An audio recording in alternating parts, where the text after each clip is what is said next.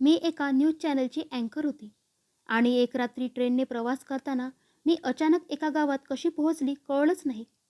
तिथे एका वाड्यात मी शिरले आणि एका बाईचे आवाज ऐकू येऊ लागले, पण तिथे कोणीच नव्हतं. तशीच मी बेशुद्ध झाले आणि सकाळी एक आजीबाईच्या घरी असल्याचे जाणवले. पुढे त्या आजीने जे सांगितले ते ऐकून मी स्तब्धच राहिले आणि पुढे त्या वाड्यात जाऊन सगळं उघडकीस आणण्याचा मी प्लॅन केला. सगळ्या जगासमोर भयानक सत्य उघडकीस आणण्यात मी यशस्वी झाले. कारण साधारण जुलै महिन्याचा काळ सुरू असल्यामुळे पावसाने बऱ्यापैकी जोर धरलेला होता. त्याचवेळी रात्रीचे 12 वाजल्यामुळे किर्र अंधार पडला होता. पाऊस काही ऐकायचं नाव घेत नव्हता. धो धो पावसात रस्त्याच्या चिखलात पाय रोवत होते.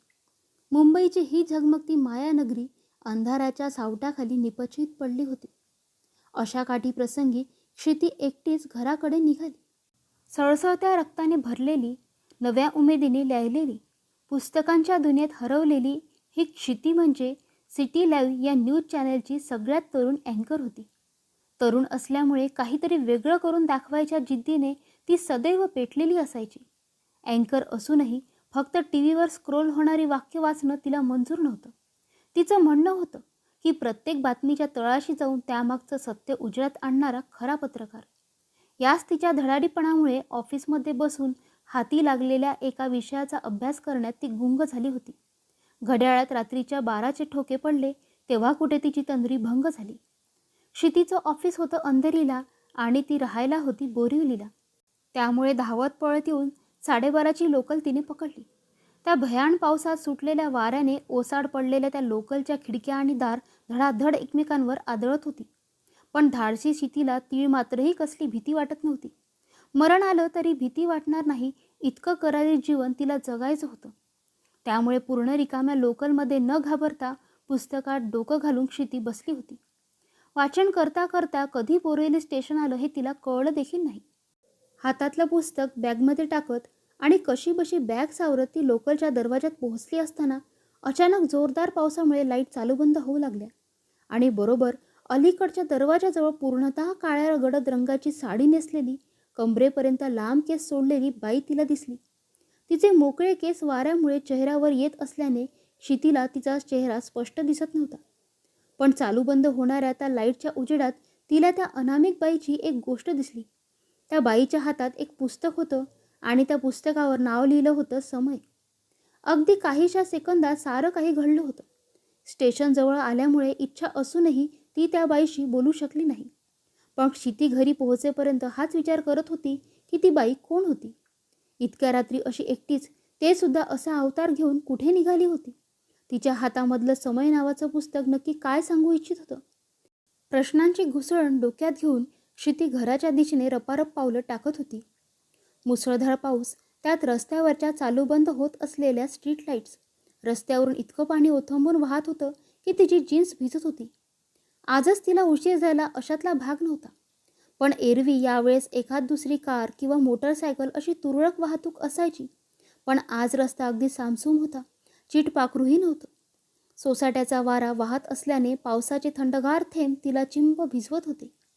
छत्री, खांद्यावरची बॅग, एरवी ऑफिसात असणारा लॅपटॉप आजच सोबत घेऊन आलेली, असं हे बोचकं सावरत ती चालत होती. आज वातावरण वादळी होतं, पण त्यात एक वेगळीच नीरव शांतता होती. सतत कोणीतरी पाठलाग करते असं वाटत होतं तिला. पण थकव्यामुळे भास असेल म्हणून ती चालत राहिली. पण त्यातल्या त्यात खात्री करून घ्यावी म्हणून तिने गांधी चौकातून उजवीकडे वळताना एकदा मागे वळून पाहिलं. मागे कोणीही नव्हतं. ती आता झपझप पावले टाकत घरी पोहोचली. गांधी चौकातून पुढे 20 मिनिटाच्या पूर्णवसू अपार्टमेंट्स अशी पाटी असलेल्या बिल्डिंगमध्ये 4थ्या मजल्यावर होतं. एरवी तिला स्टेशनवरून घरी पोहोचायला 20-25 मिनिटं लागायची. पण आजच्या वादळी वातावरणामुळे तिला तब्बल पाऊण तास लागला होता. लिफ्टने ती पटकन वर आली.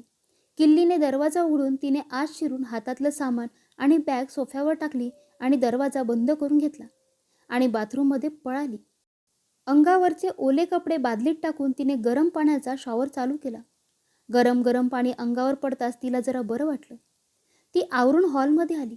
ऑफिसमध्ये राहिलेलं काम आपण घरी पूर्ण करू असं तिने ठरवलेलं. पण आता 2 वाजत आले होते. तसंही दुसऱ्या दिवशी ती दुपारनंतर ऑफिसला जाणार होती.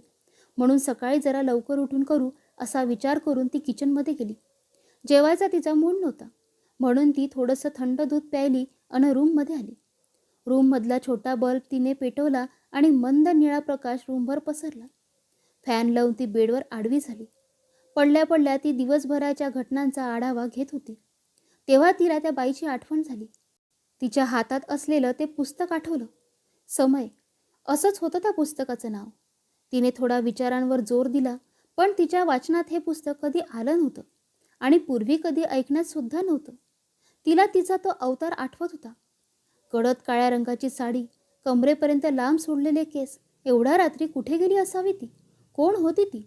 विचार करता करता तिला कधी झोप लागली कळलंच नाही. उद्यापासून तिचं आयुष्य एक वेगळं वळण घेणार होतं. एक नवीन अध्याय सुरू होणार होता. याची पुसटशी कल्पनाही नसलेली शरीराने थकलेली क्षिती गाढ झोपी गेली. डोळे उघडले तेव्हा 9 वाजत आले होते. ती बेडवर उठून बसली. आळस देत उठत तिने खिडकीचे पडदे बाजूला केले. पडदा बाजूला होता. सोनेरी किरणं तिच्या चेहऱ्यावर स्पर्शून गेली. खोलीवर लख्ख प्रकाश पसरला. अस्ताव्यस्त झालेले केस बांधत ती बाथरूममध्ये गेली. फ्रेश होऊन ती किचनकडे वळली. रात्री उशिरा झोपल्यामुळे पित्तामुळे मळमळत होतं. तिने साधेसे गुळ पोहे केले आणि वाफाळलेला मस्त आल्याचा चहा होताच. खाऊन झाल्यावर तिने रात्री राहिलेलं काम करायला घेतलं होतं. 11 वाजता तिला बाहेर जायचं होतं, म्हणून ती भरभर काम करत होती. 10:30 वाजता ती बाहेर पडली. रिक्षात बसून तिने स्वरूप कॅफे गाठलं. अजून तो आला नव्हता. ती नेहमीच्या जागी बसली. तेवढ्यात तिथे राजू आला. काय ताई, आज लवकर का? अरे मी वेळेवर आले. तोच नेहमी उशीर करतो, माहीत आहे ना तुला. राजू हसत हसत गेला. तर ती थांबली होती शरदसाठी. शरद साठे, तिच्या आयुष्याचा भावी जोडीदार, तिचा प्रियकर. शरदच्या हाताला कला होती. तो एक उत्तम चित्रकार होता. पण चित्रकला त्याचा छंद होता. तो संगीत अकॅडमीत संगीत प्रोफेसर होता. कॉलेजमध्ये असताना त्यांचं प्रेम जुळलं होतं.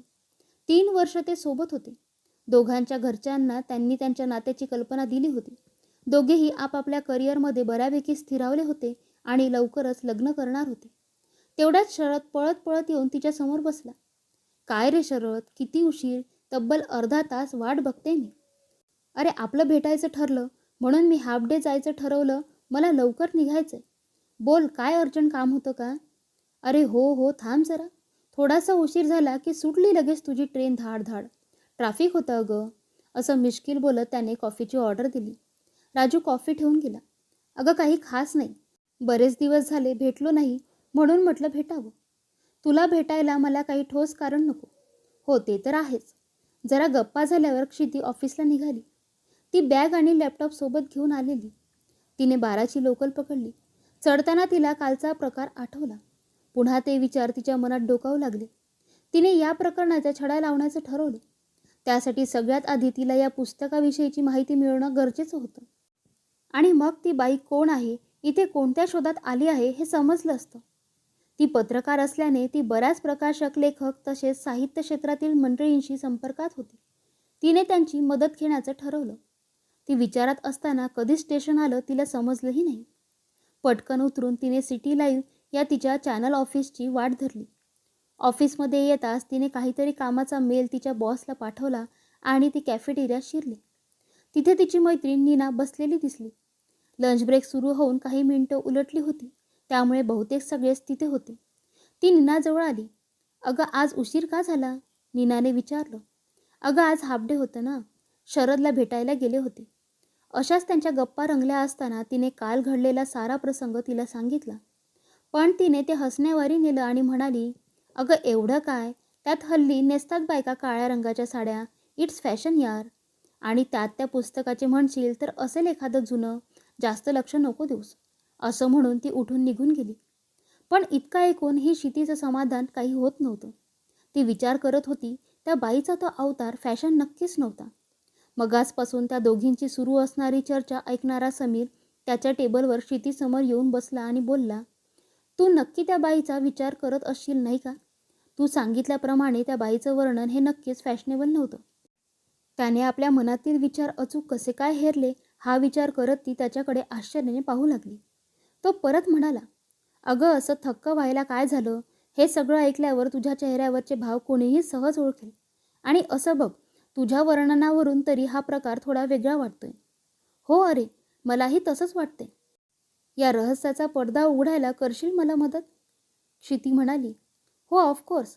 आताच मी माझ्या एका प्रकाशक मित्राला फोन करून या पुस्तकाविषयी विचारतो. चल निघूया, लंच ब्रेक ओव्हर. क्षिती आपल्या डेस्कपाशी आली आणि कामात गुंतली.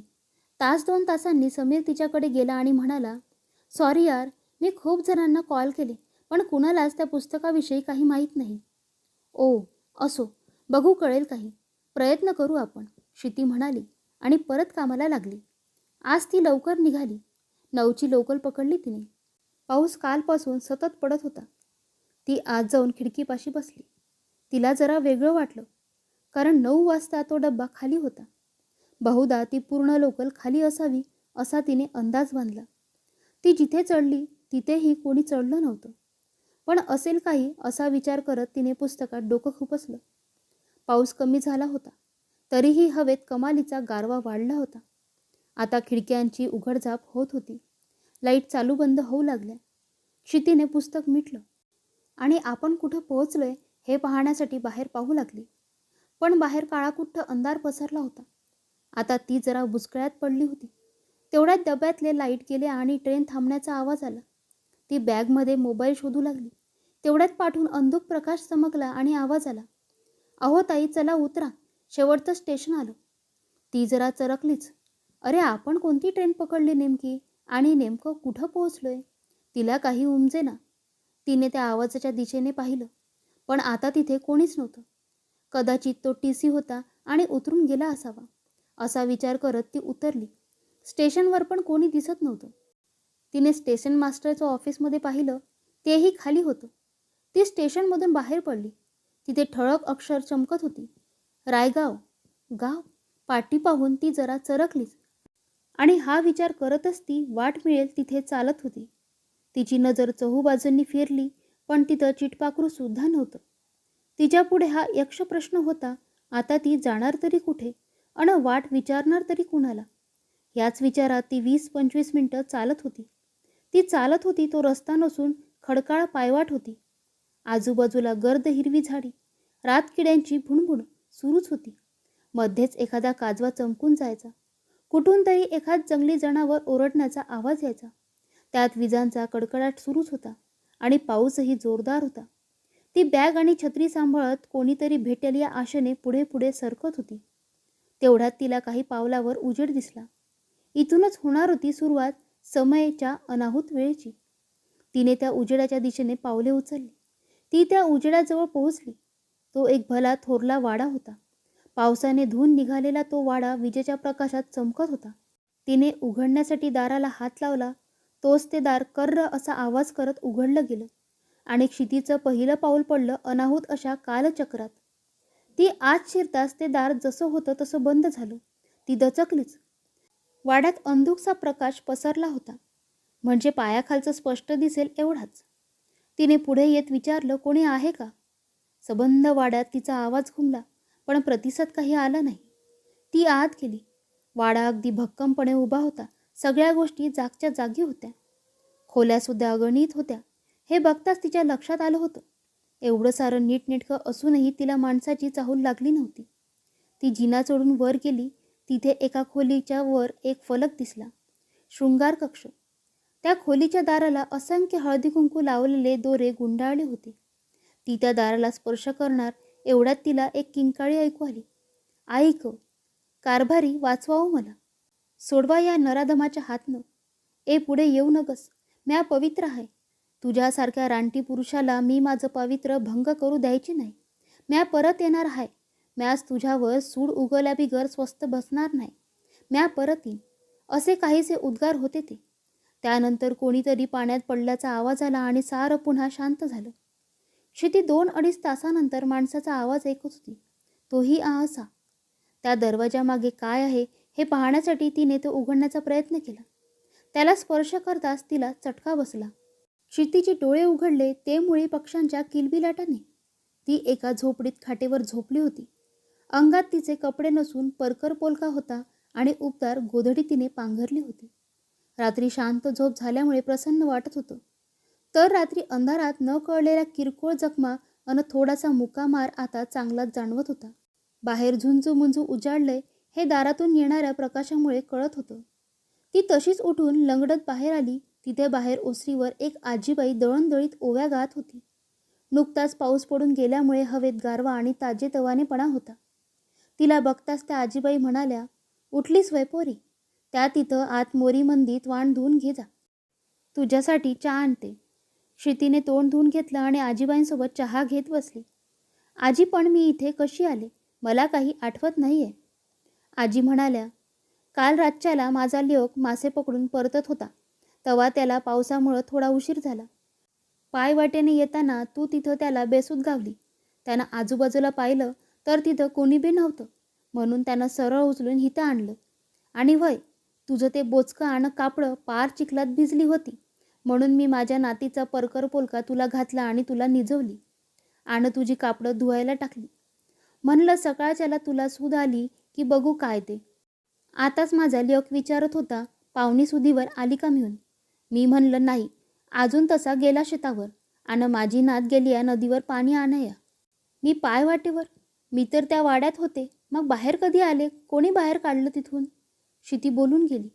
आता आजींच्या चेहऱ्यावर आश्चर्याचे भाव होते. "पोरी काय म्हणली? तू वाडा? कोणचा वाडा? सगळं सांग बघू सविस्तर."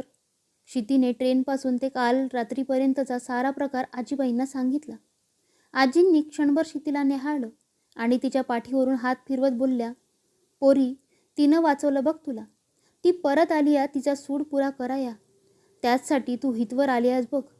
तुझा वाटा असणार हाय बघ तिच्या कामात. आता संपतराव संपणार. पोरीबाळी सुरक्षित होणार हाय ती." क्षिती ओसाळली होती.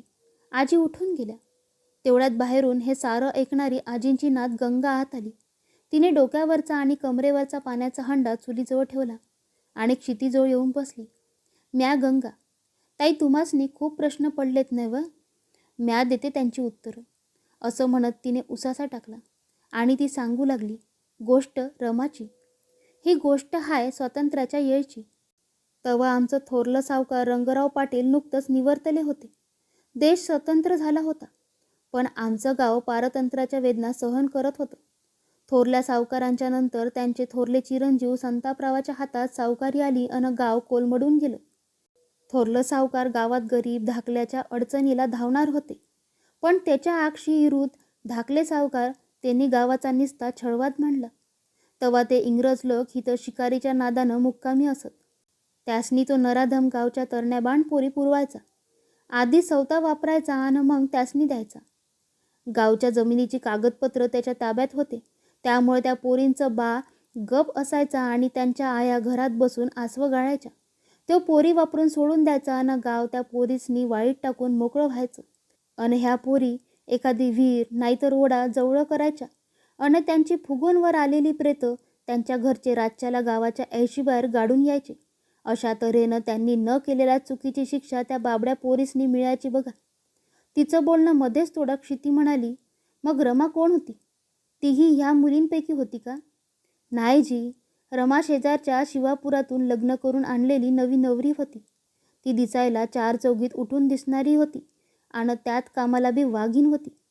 साऱ्या गावात कोणाच्याही अडीनडीला धावून यायची. अगदी धीट होती. कधीही कशालानी कुणाला घाबरायची नाही. ती आणि तिचा दादला रघु संतापरावाच्या शेतावर कामाला होती. एक दिस संतापराव शेतावर फेरफटका माराया गेला होता. तेव्हा ती त्याच्या नजरेत भरली आणि त्या दिसानंतर 4 दिवसांनी रघुला वाड्यावर बोलावणं आलं. संतापराव त्याला बोलला, "रघ्या, सांच्याला तुझ्या कारभारणीला पाठव वाड्यावर."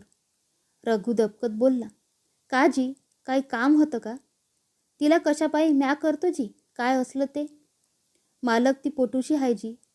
संपत रागाने गरजला, "तुला एकदा सांगितलेलं कळत नाही का? सांच्याला तिला संगत घेऊन ये." "येतो जी," म्हणत रघु आल्या पावली परतला. घरला परतल्यावर तो अस्वस्थ होता.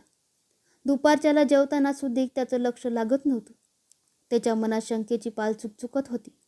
त्यानं सारं रमेला सांगितलं. तिच्या काळजाचा ठोका चुकला. तिला तिच्या जीवाची पर्वा कधीच नव्हती. पण तिचा जीव तुटत होता तिच्या लेकरासाठी. यात त्याची तर काय चूक नव्हती नवं. पण रमाई याला सुद्धा धिटाईनं समोर जाणारी होती. सांच्याला ती धनासंगत वाड्यावर गेली. पोटात 5 महिन्याचा गोळा वाढत होता आणि ज्याची भीती होती तेच झालं. रमेला त्या खोलीत नेलं. तिला सजवली, वय सजवली. त्या वाड्यात जाणाऱ्या प्रत्येक मुलीला असंच सजवलं जायचं. काळी साडी नेसवून, दागिने घालून, केस सोडून, डोक्यावर पदूर घेऊन तिला त्या नरकात ढकलायचं जिथून बाहेर पडल्यावर तिचं आयुष्य संपून जायचं. रमाई सजले. तिला त्या खोलीत घेऊन जाताना रघु बघत होता. संपतनं मुद्दाम त्याला रातभर त्या खोलीबाहेर बसून ठेवला. त्याच्या डोळ्यातली आसव थांबत नव्हती. रमा आत होती. नरक यातना सहन करत होती. आई ग, कारभारी वाचवावं मला. सोडवा या नराधमाच्या हातनं. ए पुढे येऊ नकस. म्या पवित्र आहे. तुझ्यासारख्या रानटी पुरुषाला मी माझं पावित्र्य भंग करू द्यायची नव्ह. तू माझ्या लेकराला मारलंस. म्या परत येणार आहे. म्या तुझ्यावर सूड उगवल्याबिगर स्वस्त बसणार नाही. म्या परत येईन. असं ती बोलत होती आणि मग रघुला वाड्याच्या मागच्या बाजूला असलेल्या विहिरीच्या पाण्यात काहीतरी पडल्याचा आवाज आला. त्याबरोबर संपतराव चवताळून बाहेर आला. रघुच्या कमरेत लाथ मारून त्याला हाकलून लावला. रघुला उमगलं होतं. रमाई त्याला कधीच सोडून गेली होती. त्या धक्क्यातनं तो कधी सावरला नाही बघा. रघु येडा झालता आणि त्यातच तो गेला. हो, हेच ते शब्द जे मी काल ऐकले होते. आणि संपतराव त्याचं पुढं काय झालं? क्षिती पुन्हा बोलली. तो लांडगा, त्याचा त्या दिवसापासनं इतवास वाढला आहे. बायको घाबरून पोराला घेऊन पळून गेली या. धाकला भाव दुसऱ्या गावातल्या शेतात संसार मांडून आहे. आणि ह्यो अजून बी पोरींवर अत्याचार करतो. तरी बी आजवर गावाला वाचा फुटली नाही.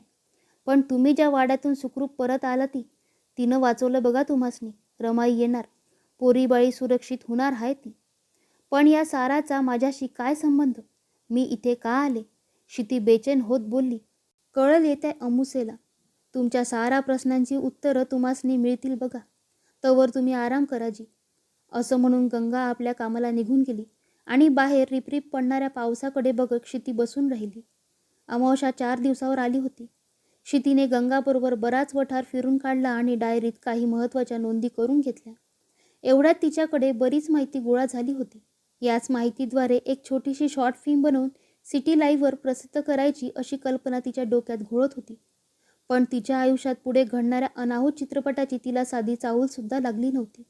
अशीच एका संध्याकाळी क्षिती गंगेसोबत नदीवर गेली होती. ती अंगावरच्या कपड्यानिशी इथे येऊन पोहोचली होती. त्यामुळे गंगेचे परकरनी पोलके वापरत होती. आताही तिने गडद हिरव्या रंगाचा परकर पोलका घातला होता. त्याला सुबक अशी किनार होती. हात लहानसे फुगरे होते पोलक्याचे अन पाठी दोरी बांधली होती. तिच्या गोऱ्या अंगावर रंग अगदी खुलून दिसत होता. त्यात आखीव रेखीव बांधा, सुंदर बोलके डोळे अन सहज एक्सपेरिमेंट म्हणून तिने तिच्या लांब सडक केसांच्या वेण्या पाठीवर सोडल्या होत्या. हे गावरान सौंदर्य तिला बरंच खोलून दिसत होतं. दोघेही खडकावर बसून नदीच्या पात्रात पाय सोडून गप्पा मारत बसल्या होत्या. ताई, आक्षी गौराईवानी दिसाया लागलास. कोणाची नजर नग लागाया. असं म्हणत गंगेनं क्षितीच्या कानशिलाला बोट लावून आपल्या कानापाशी आणून कडकड मोडली. तेवढ्यात अचानक आभाळ भरून आलं. विजांचा कडकडाट सुरू झाला. चल गंगे, पाऊस येणार आहे असं वाटतंय. धडक येण्याआधी घर गाठायला हवं. असं म्हणत क्षिती उठली.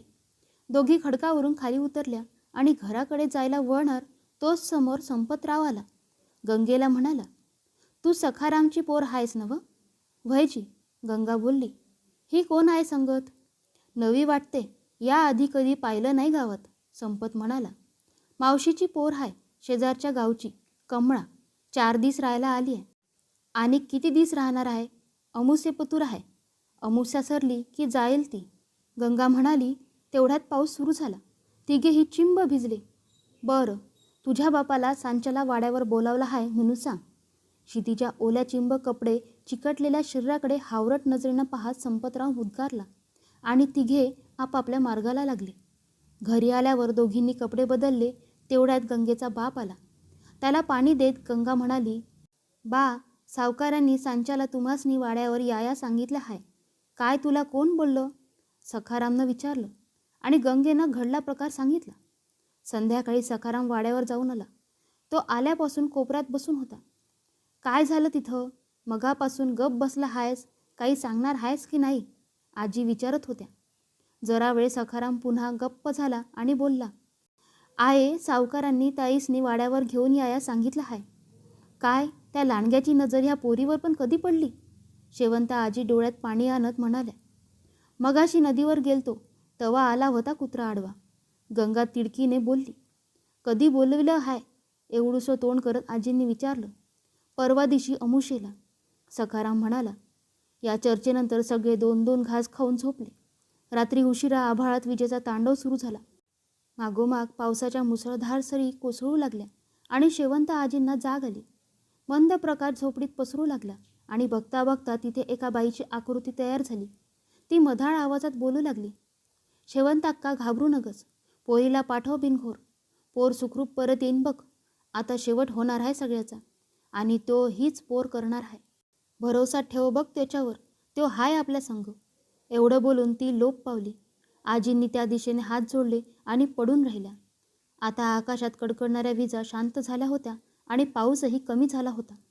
सकाळी उठल्यावर शेवंत आजीने शितीला वाड्यावर पाठवायचा निर्णय सांगितला.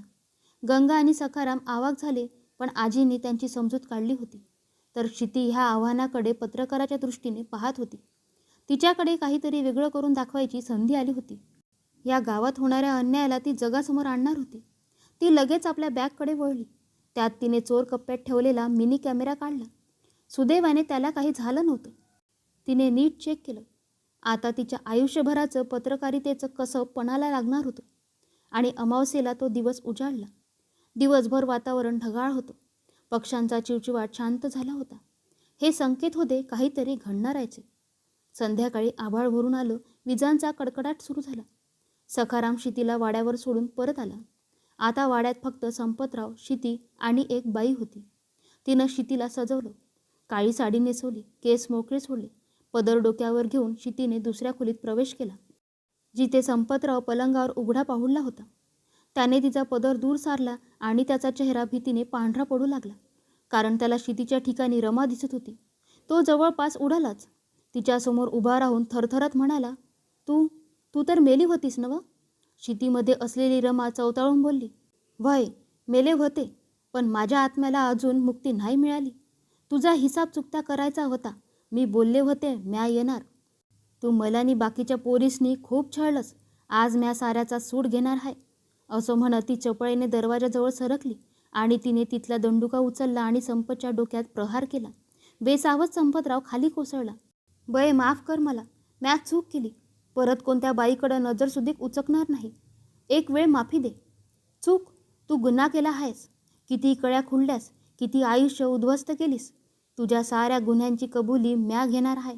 नराधमा, याची शिक्षा तुला मिळणार आहे आणि मी म्या देणार आहे. नगा असं करूस. तू सांगशील ते म्या करीन व्हय. म्या कबूल करतो.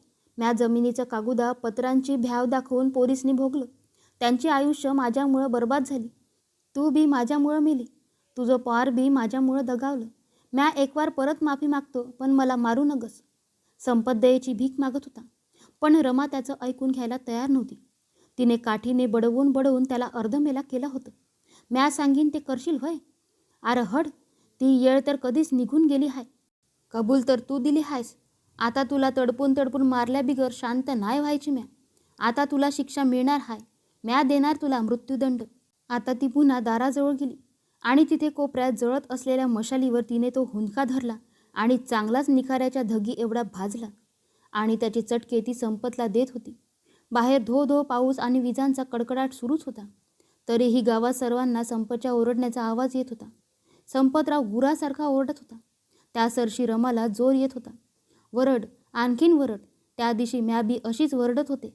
भीक मागत होते, पण तुझ्या दगडाच्या काळजाला पाजर नाही फुटला. काय चूक होती माझ्या निष्पाप लेकराची, ज्याचं आयुष्य तू जन्मण्या अगोदरच सपून टाकलंस. माझ्या पोटचा धड आकार नसलेला गोळा रक्ताच्या थारोळ्यात निष्प्राण पडलेला म्या स्वतःच्या डोळ्यानं पाहिलं. काय नरक यातना झाल्या असतील रे माझ्या आईच्या काळजाला, विचार केलास काय कधी? असं बोलत असताना तिच्या डोळ्यातून गंगा यमुना वाहू लागल्या. तिच्यातली आई टाहो फोडत होती. शेवटी तिने दुसऱ्या कोपऱ्यात असलेली पारई, जमिनीत खोल गड्डा खणण्यासाठी शेतकऱ्याकरवी वापरलं जाणारं लांब काठीच्या आकाराचं जड लोखंडी हत्यार उचलली आणि थेट संपतरावांच्या गुप्तांगावर शेवटचा वार केला. आणि संपतरावांची शेवटची किंकाळी संबंध आसमंतात घुमली आणि संपतराव कायमचा संपला. मरताना त्याच्या डोळ्यात भीती आणि वेदना असे समिश्रित भाव होते. पारई बाजूला फेकून शिती तिथंच कोसळली. त्याबरोबर बाहेरचं वादळ अचानक थांबलं आणि आभाळ निरभ्र झालं होतं. वाड्याची दारं खिडक्या धाडधाड उघडली. सगळे गावकरी वाड्याजवळ जमले. त्या पोरीला कोणीतरी बाहेर आणारं. शेवंत आजी ओरडल्या. सखाराम आणि 2 दणकट पुरुष आत गेले. त्या खोलीत शिती आणि संपतराव 2 वेगळ्या दिशेने पडले होते. शितीला उचलताना तिने पलंगाच्या दिशेने हात दाखवला व बोलली, काका कॅमेरा घ्या, आणि ती पुन्हा बेशुद्ध झाली. सखारामला पलंगावर लावलेला कॅमेरा दिसला. त्याने तो काढून घेतला आणि तिला घेऊन सारे बाहेर आले. ते बाहेर येताच पुन्हा दार खिडक्या बंद झाल्या. वाड्यावर पांढरा शुभ्र प्रकाश पडला आणि तिथे अडकून पडलेल्या साऱ्या मुलींचे आणि रमाईचे आत्मे वर जाताना दिसले. त्यांना मुक्ती मिळाली होती. गावकऱ्यांनी त्यांना हात जोडले. थोड्या वेळाने प्रकाश लोप पावला आणि वाड्यावर वीज कोसळून वाडा भस्मसात झाला. हे सगळं झाल्यानंतर शिती 2 दिवसांनी डोंबिवलीला परतली. तिला त्या कॅमेऱ्याची आठवण झाली. तिने फुटेज चेक केलं. सारं व्यवस्थित रेकॉर्ड झालं होतं. फक्त तिचा चेहरा पदर होता, त्यामुळे तिचा चेहरा स्पष्ट दिसत नव्हता. तिला आठवलं की तिचा पदर संपतरावाने दूर सारला होता. मग इथे? मग तिला तिच्या आजीची आठवण झाली. ती म्हणायची, आत्म्याचा चेहरा कधीही आरशात आणि कॅमेऱ्यात दिसत नाही. मग ती ते फुटेज घेऊन ऑफिसला आली. व्यवस्थित एडिट करून हे सगळं सत्य जगासमोर आणण्यात शिती यशस्वी झाली. सिटी लाईव्हची TRP ही प्रचंड वाढली आणि रायगावला सरकार दरबारी मान्यता मिळाली. सगळ्या सोयी सुविधा उपलब्ध करून देण्यात आल्या. त्यामुळे सावकारी कायमची संपुष्टात आली. मैत्रिणींना आजची ही कथा आवडली असल्यास कृपया लाईक करा, शेअर करा आणि चॅनलवर नवीन असाल तर अशाच कथा नेहमी ऐकण्यासाठी चॅनलला नक्की सबस्क्राईब करा. धन्यवाद.